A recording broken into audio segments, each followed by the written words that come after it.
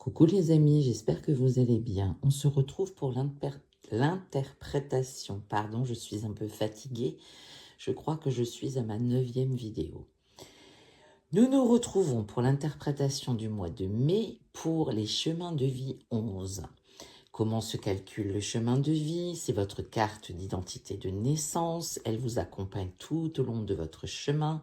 Vous additionnez simplement les nombres de votre date de naissance et les réduisez à 1, sauf pour le chemin de vie 11, le 22 et le 33.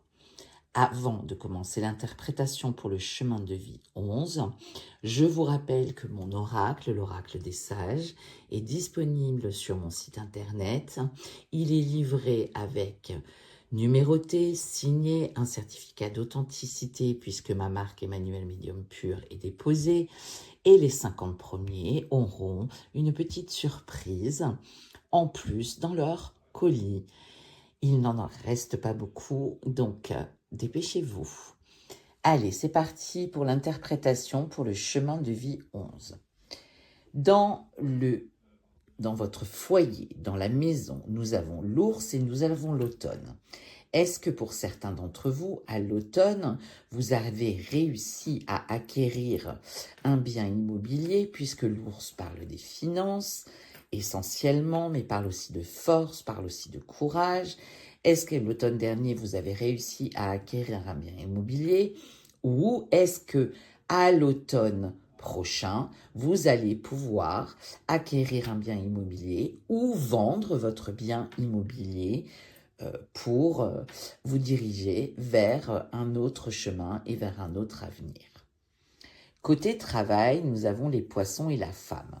La femme peut vous représenter, la consultante, mais ce peut être aussi une directrice, un mentor, un patron. On parle des poissons. Les poissons, c'est les petits profits. Donc, visiblement, sur le côté travail, tout est de bon augure parce que ça va vous apporter des profits ou une promotion qui va être validée, une prime, ce genre de choses. En tout cas, ça vient de la part d'une femme. Ça peut être effectivement votre patronne, comme ça peut être votre propre société qui vous rapporte des profits. Côté argent, nous avons les chemins et le printemps.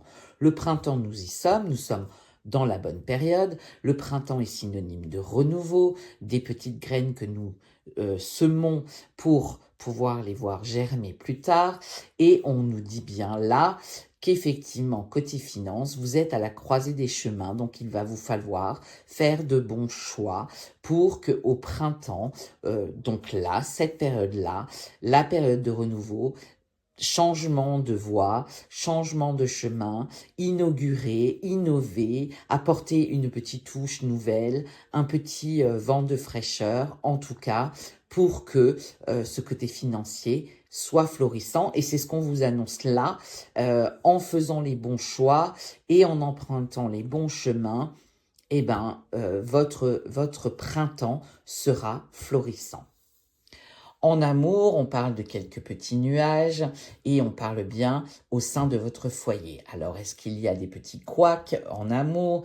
Est-ce que, en général, les nuages, ce sont des petites crises passagères? Mais comme je dis toujours, les nuages passent. Et on vous confirme bien que c'est au niveau de votre foyer. On vous dit aussi, d'un point de vue spirituel, votre maison, votre foyer intérieur, ça vous cause un petit peu quand même de tristesse et d'ennui côté amour. Cela étant, ce n'est que passager, ce ne sont que des petits nuages.